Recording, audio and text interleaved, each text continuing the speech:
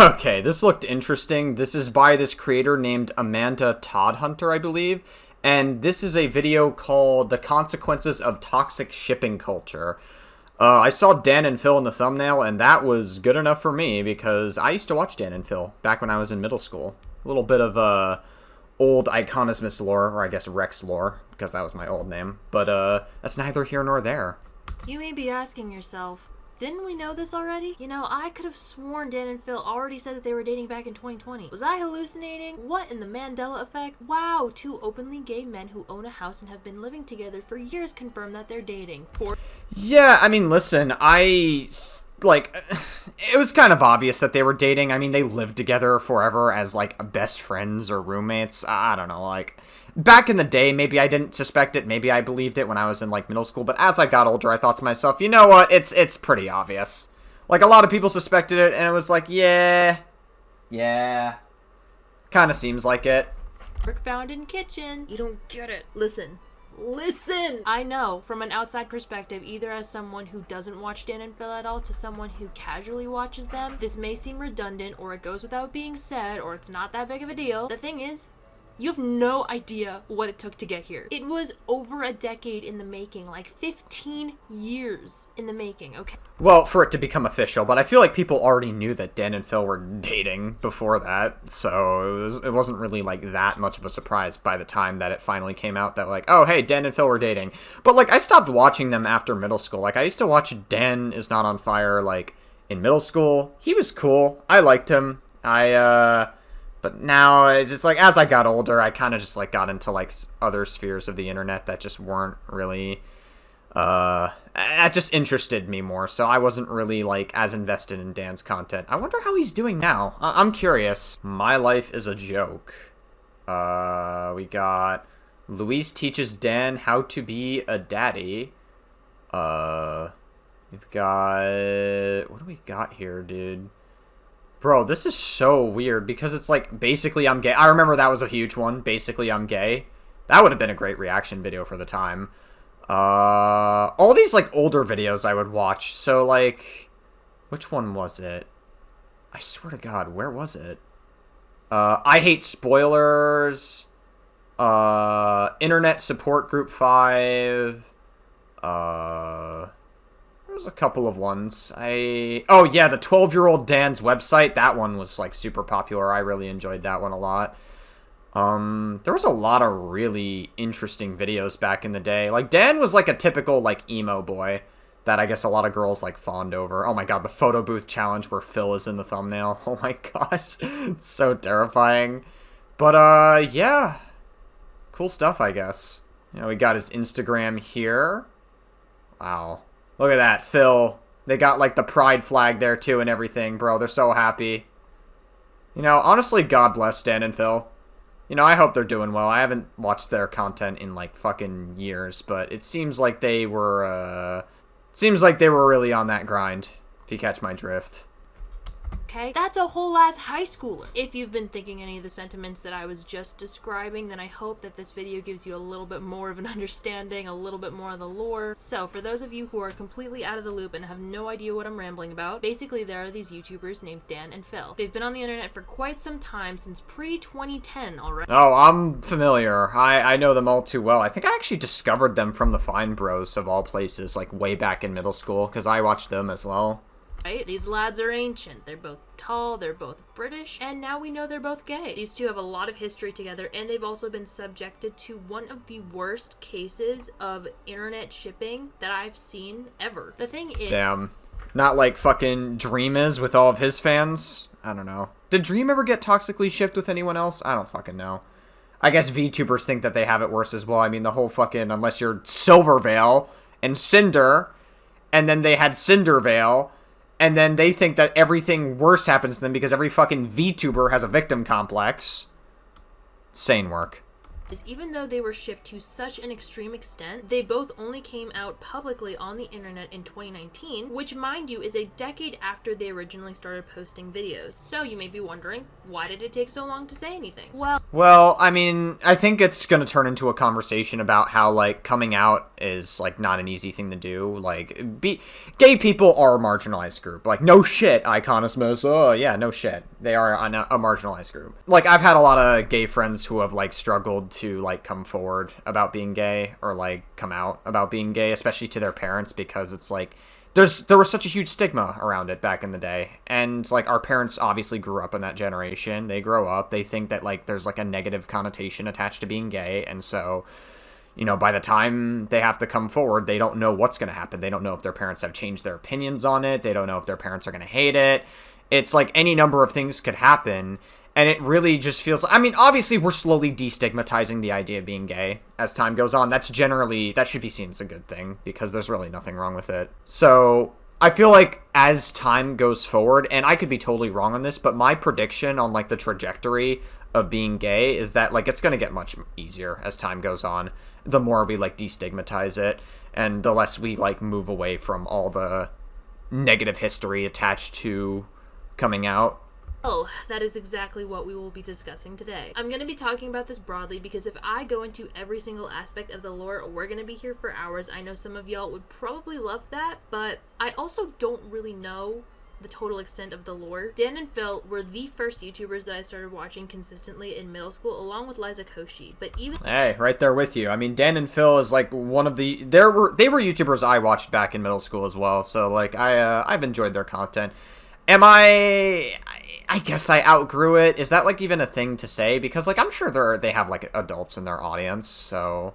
Even though, like, I was watching almost every single one of their videos, at that point in my life, I didn't have the capacity to hyperfixate like I do now, and I was definitely not chronically online. So in terms of Dan and Phil, I watched some of their gaming videos, their story times, and then I simply carried on with my day. I had absolutely no inclination to learn a damn thing about their personal lives. I'm not even really sure I knew what shipping was. I did not read Wattpad in middle school. I literally don't really know what I was up to. I was just stressing about grades for no reason at all. Anyway. I think every kid was like that. I certainly stressed about grades, but then I stopped giving a fuck, and then I just, like, I don't know. Because it's like, I feel like at the end of the day, like, even when you're in high school, like, grades at the end of the day, like, yes, they do matter to some capacity, but as long as you pass, they really don't matter that much in the grand scheme of things. Like, they could matter if you want to get, like, accepted into, like, good colleges, but typically, if you want to get accepted into a good college, it's more about if you have the money to do it, rather than if you have the grades to do it.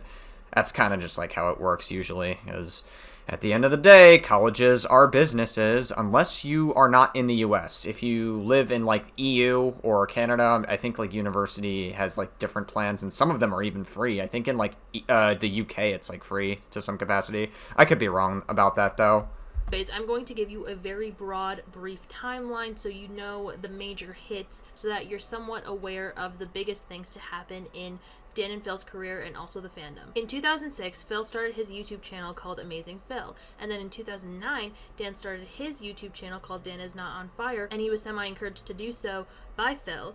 And Dan's first video is iconically titled Hello Internet, where he goes, "Hello Internet, my name is Dan." Then Dan and Phil Hi, Internet. I remember this, dude. That's crazy. I remember these guys. Filmed their first collab a few days later, right after they first met, called Phil Is Not on Fire, which is the start of an iconic collab between them where they draw cat whiskers on each other with Sharpies. And then in 2011, the two of them started living together in Manchester, and then in 2012, they got an apartment together in London. From 2012 to 2017, their careers really took off and they started a lot of projects. They made a combined channel called Dan and Phil Games. They had a BBC radio show, they made a book, they went on tour. They've actually been on a few tours by this point. I went to two. Dan's solo tour, We're All Doomed, and then the Terrible Influencer tour that I went with Sam. But anyways... God. I definitely did not stick around that long to see how that turned out. Getting ahead of myself, from 2017 to 2019, that was a turning point for Dan. He rebranded his channels to Daniel Howell. His content... Yeah, I noticed that as well. I don't know... Oh, yeah. I think 8 years ago, back in, what was it? January 2016, he rebranded to just Dan Howell, just his full name, which I guess it makes sense. But I mean, I still know him as Dan Is Not on Fire. Listen, Dan, you know, Dan Is Not on Fire still lives. even if it dies in 8 years ago, or I guess would it be 9 years ago? I think it would be 9 years ago, right? Jesus Christ, me when I can't do fucking math. 9 years ago, then yeah, Danisnotonfire still lives on in my heart. And took a new creative and vulnerable direction where he opened up about his struggles with depression. And then in December of 2018, Dan and Phil Games went on an indefinite hiatus, and that was largely due to Dan. Like, that was his decision. Like, he wanted to kind of leave the internet. Dan also took a break from YouTube in general. He wasn't posting on his own channel, and during this time Phil carried on with his regular content on his own channel though.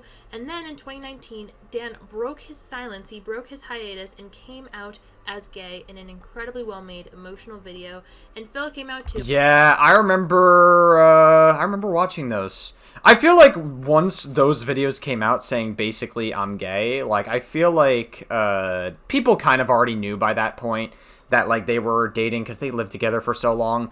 I mean, my middle school self thought, oh, it's just two friends living next to each other, because I knew nothing about life. I was like, two friends could live next to each other, no problem. No.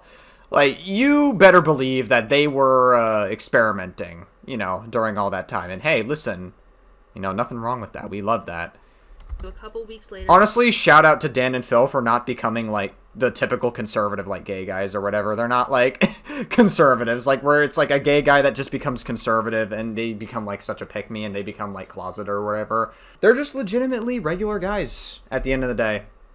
You know, that's just how it is. With his own video. Minus the influencer part, of course. And then Dan revealed that while he was on hiatus, he was writing a book about mental health.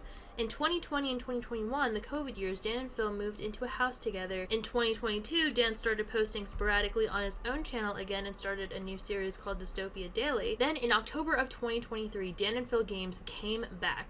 I truly never thought I'd see the day. I thought that they were gone. You know, when a YouTuber goes on an indefinite hiatus that lasts for years, I'm thinking it's Jover. But they came back. They started posting again like there was no... Yeah, there was another YouTuber I watched named Big Mac Davis back in high school. I still watch him occasionally here and there because, like, he just has good content. But, like, Big Mac Davis went on a hiatus for, like, years.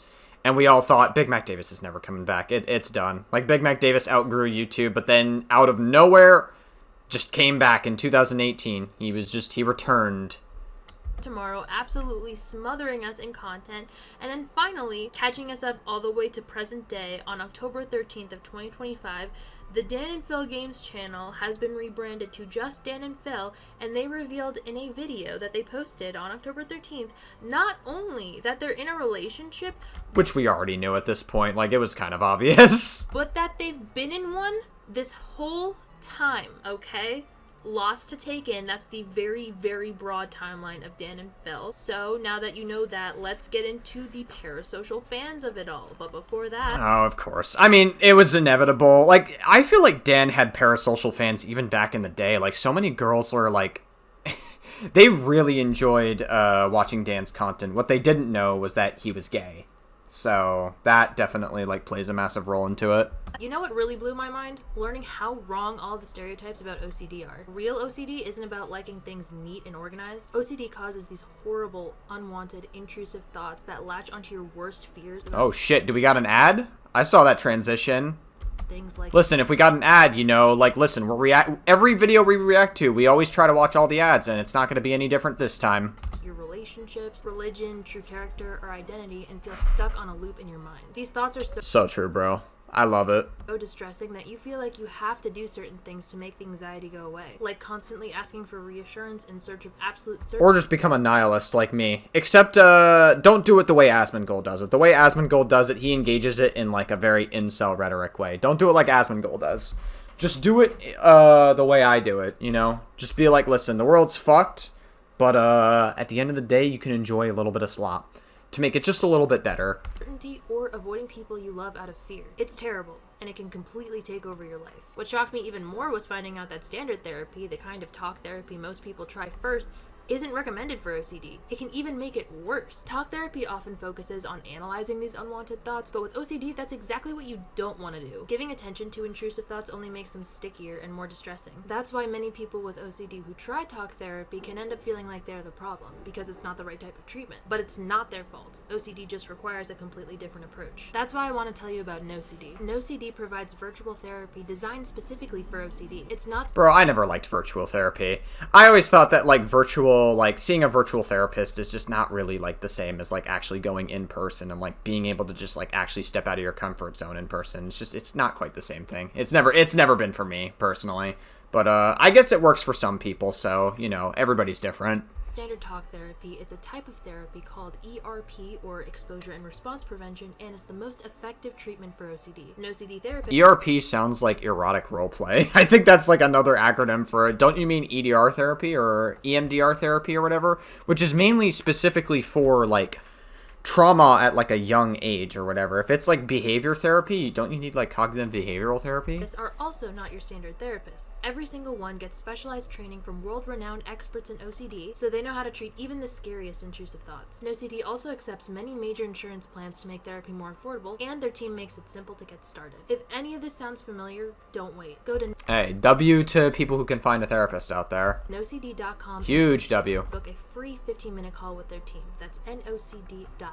Thank you so much to NoCD for sponsoring this video. Now let's get back to it. I will preface by saying that the really unhinged fans are obviously the minority. The whole of the Dan and Phil fandom is super cool, super chill, but we've got a sometimes loud minority that takes things to a really inappropriate level. Now, I feel like a lot of them are parasocial. Like, I feel like she's downplaying it a little bit because she's met a lot of cool people there, I guess, but like, I feel like a majority of them are just like super parasocial for their favorite content creators. I noticed a lot of like women in particular fawned over Dan specifically, but then not knowing that he was gay. Listen, to all those women out there, I feel you. I remember in middle school I liked this girl, and then years later I found out she was a lesbian.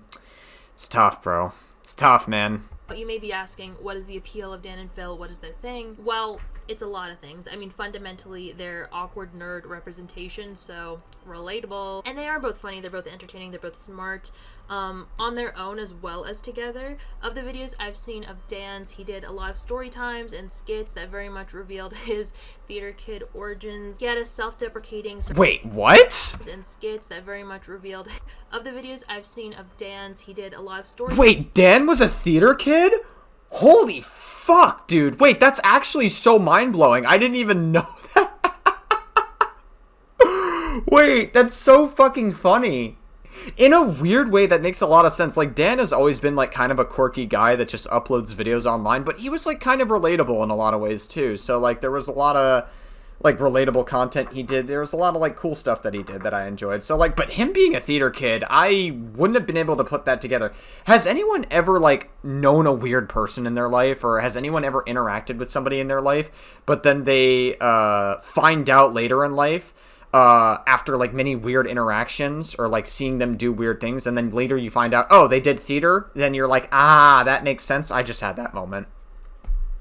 Times and skits that very much revealed his theater kid origins. He had a self-deprecating, sarcastic, nihilistic, dark humor thing going on, while also being incredibly insightful and vulnerable at times. Phil did slightly different things on his channel. He did, like, vlogs, days in the life, more of the classic... I feel like the reason I didn't watch Phil's content as much as Dan's, like, I occasionally watched Phil's content. It just wasn't really as intriguing to me. Not to say that, like, Phil was, like, bad or anything. Like, I enjoyed seeing him on, like, the Dan and Phil Games channel a lot, and he added a lot to it. But, like, a lot of the whole vlogging content just wasn't really for me. Like, I thought Dan's, like, structured videos were just, like, better and more well put together, we'll say. Trendy videos on YouTube. He's super creative. He has a whimsical nature about him, which many found extremely endearing. They also made a lot of content together. I mean, they've been living together since like 2011, right? So they've been with each other for a minute, and they got really close really quickly. And it's been especially cool, like, seeing those earlier videos and then seeing them grow together over time. And it was so fun watching two people genuinely have fun together and enjoy each other's company. Unfortunately, all that being said, they couldn't have made better bait for the shippers. They were grumpy ex-Sunshine trope, opposites attract. I mean, any way you slice it, Wattpad was gonna eat this shit up. And on top of that, it was also potentially probably gay. Now, at this point, we know it's We love all the gay stuff. confirmed gay, but keep in mind, and I'll say it again, it wasn't actually confirmed that they were gay until 2019. Oh, stop it. Everybody knew. Like, everybody suspected it, like, leading up to this point. Like, it wasn't actually confirmed, but, like, we kind of, like, if you watched their content enough, and you, like, obviously in middle school I didn't put 2 and 2 together, but, like, if you watched them enough, like, a bit before then you would have been able to figure out that out. It wasn't confirmed that they were even in a relationship until 2025. Alright? I don't know what it is about gay men that makes the girls go crazy bonkers. It's truly an epidemic because oftentimes... Listen, I liked a lesbian woman in middle school, so I don't know. Like, you just never know. the shipping infringes on... I think it's like a weird thing psychologically where a lot of people want things that they just can't have. And so, like, that's a real thing psychologically where it's the same reason why if you're with a partner, like if you're in a toxic relationship and you can't stand your partner and you want to get the fuck away from them, but you also don't want to be broken up with them, right? It's the same logic where basically, like, the moment you're broken up and you want them back, like, you want what you can't have, essentially. You know, you want that exclusivity again. I feel like it's the same thing where it's like these women who realize, I guess, they don't really have that much of a chance to with Dan or Phil. They kind of want what they can't have. I feel like it's that. Because when you really look at it, like, they're not that special when you really think about it, but, like, a lot of content creators aren't really that special either. Like, a lot of content creation is just luck-based. You know, like, a huge part of it is just getting lucky and, you know, kind of just having, like, your thing going. Like, obviously you have to put effort into your content, but, like, definitely a huge part of it is luck. And Dan got lucky. Like, when you really think about it, Dan and Phil are just, like, normal dudes. That's really it. There's not really anything that special other than them being content creators and then them being, like, I guess, gay, so they're not really attracted to women. Privacy and crosses major boundaries. The yaoi makes people go feral. And it's tricky because, first of all, these are real people we're talking about here. They're not fictional characters where you can low-key run wild because they're mere figments of our imagination, and yet people still treated them low-key kind of like fictional characters. Exhibit A, the infantilization of Phil Lester, because of Phil's whimsical, colorful nature and the fact that for a long time he didn't curse in his videos, people assumed he was this innocent little cinnamon roll baby when that was not the case. The man is a certified freak. Anyways. Incredible. So this is the sort of dynamic that we have here. We have all these fans yearning for their ship, Fan, aka Phil plus Dan, you know, the chip name, Fan, Phan. They were yearning for Fan to become... Or Dill. You know, I prefer that Dill. Especially Dill Pickles. You know, you can't go wrong with Dill Pickles. Canon, yearning for fan content. And as a result, this led to some unhinged behavior. People started harassing Dan, they started harassing Phil, they started Yeah, it just kind of comes with the content creation game, you know? Like, when you're a big content creator, you know, you get harassed to some capacity. I mean, it depends what she means by harassment. Were they, like, actually trying to, like, go to their house or send shit to their house? Or was it just, like, mean comments online? Because if it's mean comments online, then every content creator gets that, so... It's kind of just like, it comes with the territory. Harassing their friends and family, trying to figure out what their sexuality is. They were analyzing every single video, every single tweet between them, every minor case where they were like touching, like a little brush of the hands in their videos, the outfits they were wearing, whether Dan was wearing Phil's shirt or vice versa, or what was going on, the beds. I mean, listen, Occam's razor, right? If it looks like something and it seems like something, and it's probably that thing. Like, if something looks like butter and it tastes like butter, it's probably butter. It's the same logic. If Dan is wearing Phil's shirts, if Phil is wearing Dan's shirts, if they're doing things together that just friends people wouldn't do, then chances are they're probably a little more than just friends. We're analyzing the beds. No interaction, no matter how minor or insignificant, could escape their scrutiny. And so this is an interesting case because obviously all of that shit, too much. Violation of multiple things. But on the other hand, it gets complicated because, Like, obviously, looking back with what we know now, with what we know is confirmed, you know, they both came out in 2019, we can be like, oh, yeah, well, duh, obviously they were gay. Turns out we weren't being delusional. All of the analyzing had grounds. But you shouldn't use the fact that they've come out as justification for that sort of behavior, because then we're gonna see this shit happening over and over again. Case in point, the Heartstopper cast, okay? With what they did to Kit Connor. People cannot keep doing this. And so there were the little things that I don't know what the fuck she's referring to. Maybe that could be, like, legitimate, but I don't know. were being analyzed, like I said, like the physical contact in the videos and the clothes that they were wearing and stuff like that. However, even if Dan and Phil didn't decide to come out publicly on the internet in 2019, there were certain things that were indicative that they were in a romantic relationship that were pretty hard to deny. Yep, that's true. Case in point, there's this infamous Valentine's. They be seeing each other's dicks behind closed doors, you know, and that's not a behind the closet joke. All right, shut up. It's not the whatever, dude. You get what I was trying to say. Day video. Phil made this video for Dan on Valentine's Day, and he expressed, you know, certain things that people in a relationship would express, and he posted it privately on his YouTube channel, and so Dan was like the only one who had access to it for a minute. But in some sort of glitch, YouTube made this video public for certain people, and thus the video got leaked and spread like wildfire across the fandom. Damn. It's tough stuff, bro. At least it wasn't a sex tape. At least it wasn't Dan getting his fucking cheeks lifted up, you know, behind. And it wasn't AmazingPhil getting a dirty dill. Okay. And this was before AI, so we can't really be like, oh, no, it's just AI. Like, no, that video is real, it does exist, and people have seen it. To me, I'm just like, I truly did not know that this video existed until this most recent video on October 13th, where Dan and Phil mentioned this video, and they mentioned how violated they felt and how scary it was. Was it actually a sex tape? I actually wasn't listening. What the fuck is it? It's real, it does exist, and people are public for certain. But in some sort of, and was like the only press, and he posted it privately on his YouTube channel. People in a relationship would express, and he expressed, you know, certain things that people in a relationship would express, and he can't resist. Oh, okay. It was literally just like expressing things. Okay, that's what I thought it was. I thought it was like actually like a legitimate, because like the way she worded it was like kind of vague. Like you could have interpreted it either way. But okay, it sounds to me like it was just like talking.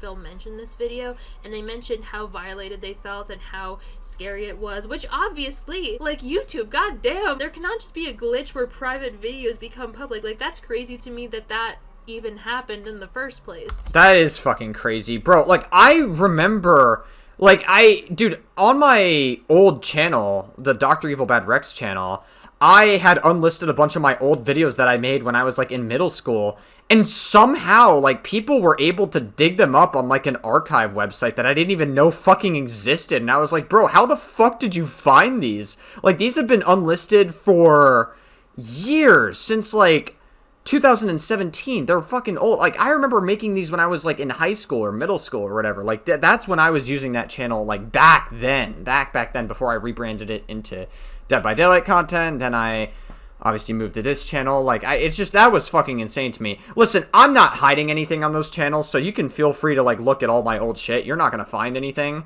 But, like, still, it's just fucking crazy to me that, like, that was even, like, discovered to begin with. Like, just who knows, like, other people that are hiding videos with that method.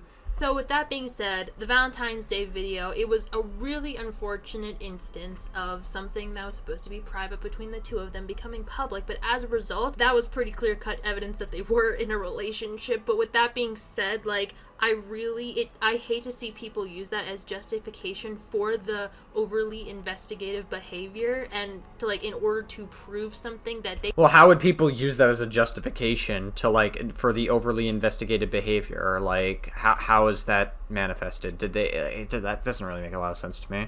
They clearly don't want to share with us. And there were multiple instances, like, as some sort of effort to damage control, Dan and Phil both referenced this in their most recent video, and they mentioned how there was like an attempt to appear straight publicly.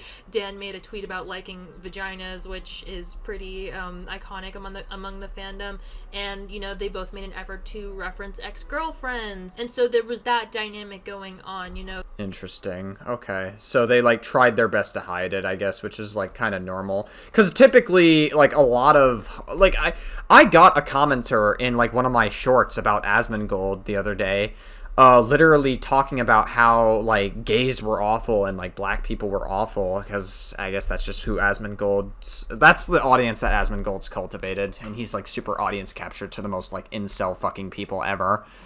And like I had to ban him because he was using the F slur and like he was being super homophobic. And then I remembered that like a lot of people that are homophobic tend to be like super closeted gays themselves. And he had like a profile picture of like his abs and everything. I was like, oh yeah, this guy's a super closeted gay, just to be absolutely clear. You have the shippers who really truly believe that something is going on given like all of this evidence or whatever. And then you have Dan and Phil and their friends outright denying the fact that all of that is even happening. And on top of that, when other people entered the mix, it was interesting because the people went nuts. There were some of the fans who were analyzing interactions between like two of them or the three of them, curious about whether a new ship perhaps was incoming, but others sometimes hated on this third or fourth person that entered the mix for interfering with the original ship. So pre-20... Oh yeah, that's gotta suck. I mean, they're not even like... I don't even think they're seriously like trying to enter the ship though. Like they're not even like trying to be poly. I like Dan and Phil don't strike me as people that are poly. I'm not ruling them out completely. They probably would be poly like later. I don't know. Maybe it's possible. But like they kind of strike me as people that want to be monogamous. 19, there was lots of speculation, outright denial on their part. And then in 2019, when they made their coming out videos, a lot of people's responses were, well, duh, the closet was glass at this point, which, you know, is somewhat understandable given the evidence that a lot of the fandom saw. But at the same time, it makes me a little sad because I feel like those sentiments undermine the journey that it took for them to get here. It's not about whether this comes as a surprise to us or not. It's about appreciating their willingness to share this information with us when we really, truly, like, because of the way that the internet has treated them, we really don't deserve it. If we take a look at the past decade and take a look at what both Dan and Phil have told us, Phil didn't have the same reservations that Dan did about coming out. I mean, he said that he was more or less out of the closet ever since university, whereas I don't think Dan was. Dan shared with us that he struggled a lot with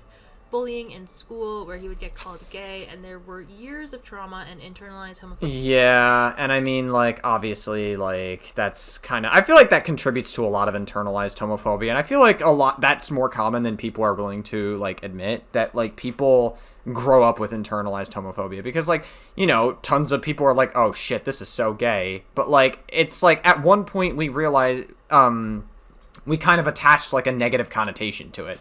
But obviously, as a society, we're slowly moving away from that, and that's, like, a generally good thing. But I feel like people that, like, bully people for being gay are usually gay themselves anyways, so it's like, okay. Like, I feel like most people that get bullied for that sort of thing nowadays, like, I know one of my good friends who's gay, like, kind of... he seems like the kind of person that wouldn't care if somebody, like, did that to him, because, like, I think he recognizes that, like, it's probably a gay person himself that's, like, trying to make fun of them for that. Because, like, usually homophobic motherfuckers jerk off to gay porn all the time, so... Phobia that he was sorting through in order to get to where he is today.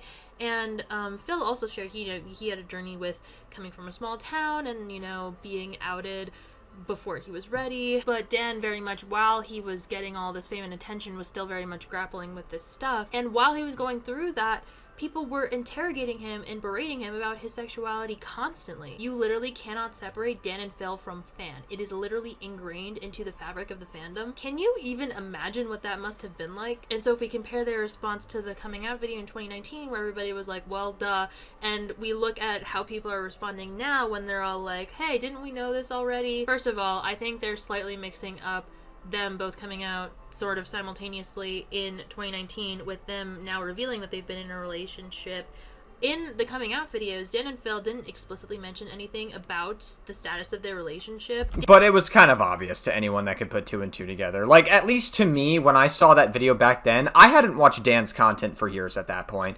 But when I finally looked at it, I was like, oh yeah, no, he's in a relationship with Phil. Like, it kind of, like, crossed my mind. I was like, it definitely, like, he's with Phil. The moment he made it clear that he was gay, it was like, oh yeah, you're with Phil. Yeah, like, that's obvious. And did refer to Phil as his soulmate.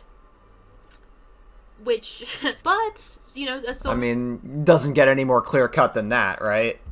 Could also be platonic. And it's crazy now knowing, because Dan and Phil confirmed it, that Fan is and always has been real. I'm sure that that is something most of the fandom didn't even think was a possibility at this point. Like, there was no one expecting in the year of 2025, no one had any expectations that they would say this explicitly, because again, looking back, there was outright denial that they were even gay, complete avoidance of the topic, which, you know, slowly but surely transitioned to, you know, maybe having an unspoken understanding with the viewers, and like they were able to clickbait us and lean a little bit into the humor of it. And again, this went on for almost 15 years.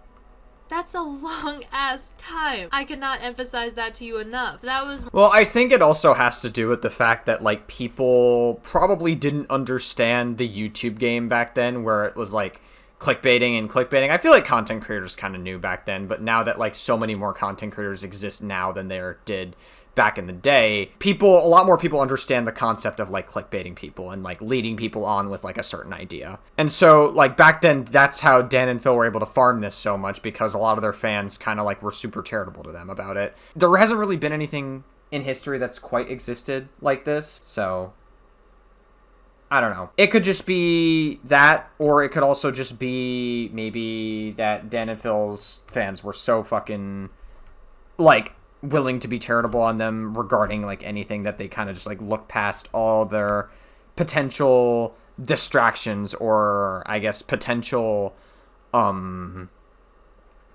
what's the word, like, all their potential maybe clickbaiting or teasing of them being gay, that they're like, oh, they're not actually gay. You know, like, it's, like, easy to overlook something like that. One of the reasons it was so surprising and so significant. And now we get to, like, the other, much more sentimental standpoint of, like, wow, after everything the internet put them through, obviously they're going to value and crave their privacy. I mean, who wouldn't? Their decision to reveal their relationship, Dan said that, at least for him, it was a personal decision to get closure in a way, because in therapy he realized that maybe he has grown to like being in the closet and has grown comfortable living in a state of secrecy and, like, avoidance. But now, after years have passed, everyone has grown, and he felt like it was time and he was ready to take this step, which is huge. Like, that's huge. Even before this most recent video, I've always been so grateful that their experience with fame and the internet didn't do irreparable damage to their relationship, and it made me happy to see such a long-lasting connection between two people, platonic or not. In their most recent video, Dan and Phil revealed to us that from the second they met, it was instant. Like, they became something that they didn't even label. But Dan said that Phil is his first boyfriend. He used the word boyfriend. That is crazy. With Dan, like I said, he spent years working through his shit in order to get to where he is today for himself and also for Phil.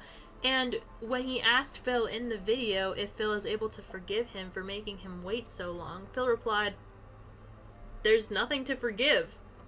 Damn. Crazy. They're perfect for each other. They really are soulmates. Incredible. All the shipping was real. All the fangirls are so happy. She's happy. You can tell just by watching this. Are you kidding? Are you actually joking, bro? No. They're not. I want to gush about Phil for a second. I think sometimes Phil's... Bro, she's still a fangirl. You could just tell, like, she's very she was passionate enough to make, like, a half-hour video about this. Not that that's a bad thing. I mean, hey, listen, you do your thing, girl. But, like, still. Strength is overlooked. He's revealed to us that he's had his fair share of hardships, but he made a conscious effort to not burden us with his problems sometimes so that his channel could be a safe space for viewers. He was also willing to respect Dan's need for privacy, even though he's been, you know, more open about his sexuality. That's a keeper. You know, somebody that's willing to value someone's privacy and to wait until the time is right. That's somebody who's a keeper. You know, somebody who really loves the person. Hell yeah, we love those. University. Depends on the situation, obviously. But, like, with Dan and Phil, obviously, that was clearly the right call, because they are great for each other. And yet, he followed suit on keeping his sexuality private and his dating life private, as to not put any extra pressure and attention on Dan. And he did it all without a second thought. And he holds no resentment towards Dan. Like, that's... Oh my goodness. They pair so well together. I'm so glad they found each other. And I wish them nothing but peace and happiness. So yeah, moral of the story. It's not about whether it was a surprise for us to know or not. It's not about shock factor. It's not about a plot twist or anything like that. I don't think that they would have looked back and been like, man, we really successfully fooled them all. The point is that after everything, the fact that they're able and willing to share this with us is nothing short of amazing. Phil. Well, the mystery is kind of... Anyways, so... Dude, did you just wink at us? Share this with us is nothing short of amazing. Phil. Anyways. Bro, she wants Phil so badly still. I'm telling you guys, like, the psychology of all the Dan and Phil fangirls, it's like fucking, the psychology of it all. They really want what they can't have. So that's the tea for anyone wondering why this reveal was so significant when it seems like most people low-key knew. It's because after a decade of fans harassing them and prying into their personal lives... Bro, I get it now. She really loved Dan and Phil so much, and she felt the need to, make a video trying to be like, damn, I wish I could get up in there, but it sucks that I can't. It's tough stuff. They had the courage It'd be like that, you know? to open up this door again when no one was even really knocking. Now, I don't know. It's very weird because she made a video, like, she's making this whole video themed around, like, parasocial, like, shipping culture. But, like, I almost wonder, like, she definitely was one of those girls. Like, I'm reading between the lines a lot here. You were definitely one of those girls. Like, you're, like, the signs are there. Y'all like vlogging content, but I decided to document my trip back in 2022 when I went to Dan's We're All Doomed tour. I don't think I'm going to be talking about Dan and Phil again, and I don't think I'm going to be making a vlog channel anytime soon, so I might She's going to make another video on Dan and Phil, just so you guys wait. as well throw it in this video. The premise is I flew across the country for quite frankly no good reason at all, and to save money, I did 2 back-to-back red-eyes, both with layovers. Here's the footage, enjoy! POV, I'm at an airport. I'm pretty early, but my dad did in fact raise me to be an early bitch, so I Oh, well, Dad went out to get the milk. It'd be like that. actually feel very naked being at the airport without Whoa, crazy.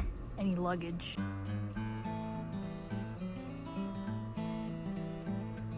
It's currently Saturday night, and I'm waiting for my first flight on Delta Airlines. My first stop on this journey is to Atlanta, Georgia. Like I said, I have 4 flights, so this flight across the country is being broken up into 2, and we're stopping at Atlanta, Georgia. I've never been to Atlanta, Georgia before, so I was actually pretty excited about this. I watched Hocus Pocus, and when I finished that, I explored what other forms of entertainment the plane had to offer. Turns out there was a music section where you can only listen to music from like 6 different artists, and wouldn't you know, one of those selected artists was Mr. Abel the Weeknd, so I bopped out to a few of his tunes.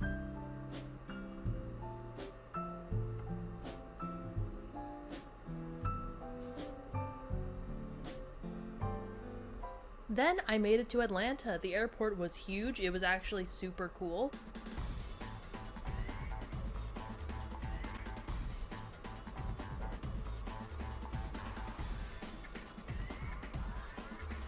Whoa, this is a nice escalator. You'd think that this was like Saudi Arabia with all the slave labor that must have gone into this. It was also fun to hear the people around me having southern accents. I do have some mini stories. No, it's Atlanta, Georgia. That's boring. So I went to take a piss in the bathroom. And before I've never heard a girl say I went to take a piss. I think that's the first time I've ever heard a woman say that. Go piss, girl, I guess. Jeez, that's so unusual for a woman to say. even like rounded the corner, was able to see the stalls, I heard the sobs of some woman. When I finally reach her, I see that she's not alone. She has a baby, and there was also this older woman like consoling her. And so naturally I was like, what is happening right now? It didn't seem like It's probably a baby and his or her mother, and they're being taken care of. You know, that's pretty normal actually. Like sometimes mothers will take their kid either probably into the women's room most likely, or into the men's room, depending on if they're a boy or a girl, and they'll help them out. It's actually fairly normal. Two women like knew each other either. It seemed like they were strangers and they were just meeting, like, you know, through this interaction. And while I was taking a piss, what I could gather from eavesdropping is that the crying woman has this baby and they both missed their flight, and she like didn't know what to do. She couldn't afford to like buy another ticket, and this older woman was like, you know, we just have all right, I think the rest of this video is going to be about like vlogging and like going to like see Dan on his tour or whatever, and like all the shipping culture stuff is like done. I think that's what the rest of this video is going to be. I think I'm gonna end the segment here because like that's kind of, I'm not really, there's not much commentary I can really give for this particular part. So that was interesting, you know, interesting to revisit Dan and Phil lore.